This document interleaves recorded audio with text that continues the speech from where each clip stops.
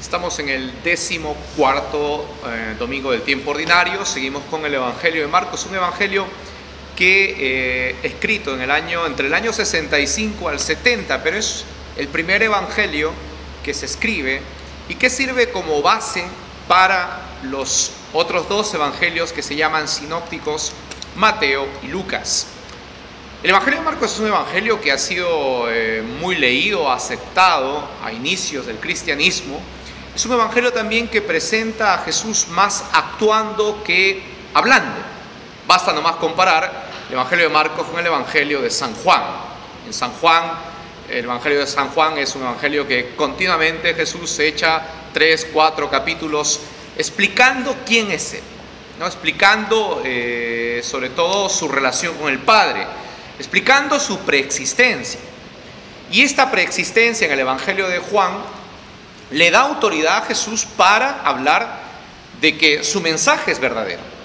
En cambio, en Marcos entramos en un mundo un mundo distinto, en un bosque muy distinto. El ambiente de Marcos es un ambiente en el cual se presenta a un Jesús más actuando.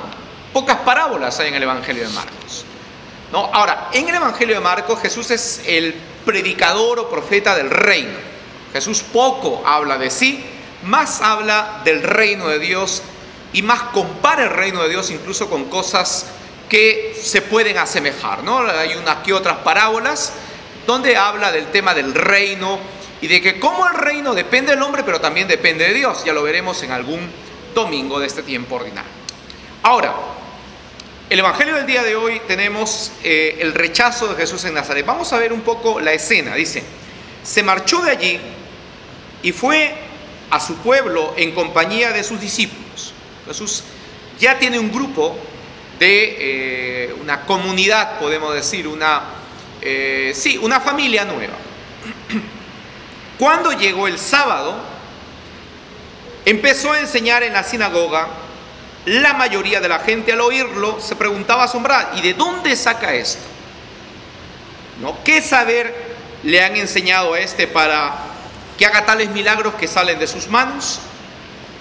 Entonces es interesante porque Jesús entra a la sinagoga de su pueblo el día sábado. Lo primero que choca en la sinagoga, evidentemente, es el tipo de enseñanza de Jesús con el tipo de enseñanza que han estado acostumbrados. La sinagoga es el lugar de la enseñanza, es el lugar de la predicación de la ley, es el lugar donde se escucha a Dios. Pero este Dios mostrado por Jesús rompe los esquemas de lo que se esperaba. Entonces acá viene la reacción. Dice: ¿de dónde salen? O sea, el origen de esta enseñanza, ¿de dónde es? ¿Cuál es el origen de esta enseñanza nueva?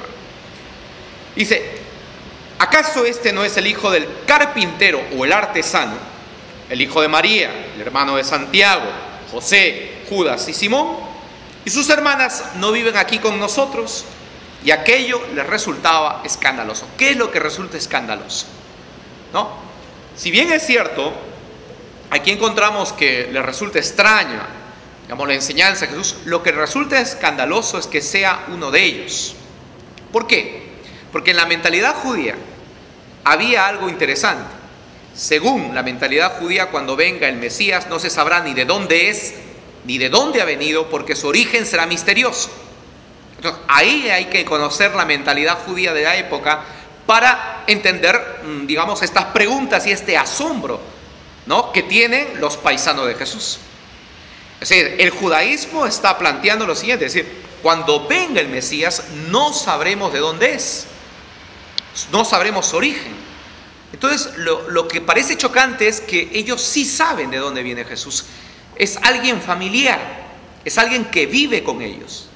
Y acá hay algo importante, porque aquí marca el tema de la encarnación, que es propio del ambiente cristiano. Dios se ha hecho hombre y sabemos de dónde. Ahora, claro, Mateo y Lucas tratarán de ampliar este tema del origen de Jesús con los relatos de la infancia. Pero bueno, hay una reflexión para el día domingo: es cómo estamos acostumbrados a ver a Dios.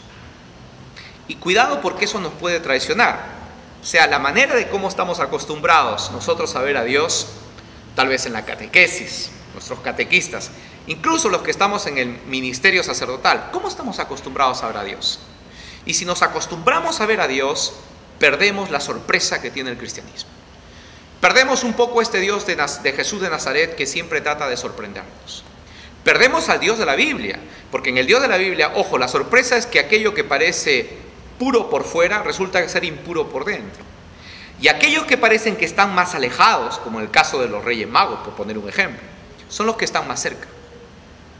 Entonces, esa es la sorpresa del Evangelio y esa es, yo creo, la belleza de los Evangelios que te descolocan, te sacan un poco de tus esquemas y te sorprenden.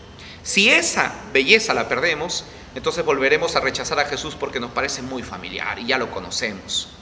Entonces, cuidado con acostumbrarnos al Evangelio, cuidado con dejar de que Dios nos sorprenda, cuidado con estas mismas palabras, porque claro, al final, ¿qué es lo que dice? Dice, y Jesús dijo, solo en su tierra he rechazado un profeta, entre sus parientes, en lo de su casa he despreciado un profeta. Y no pudo hacer ningún milagro ahí. Entonces, el mayor milagro, Dios puede actuar donde evidentemente estamos previstos o estamos, digamos, expectando un poco que este Dios nos sorprenda. Si Dios ya no nos sorprende, quiere decir que la fe se ha acostumbrado. Y eso es un peligro para el cristiano.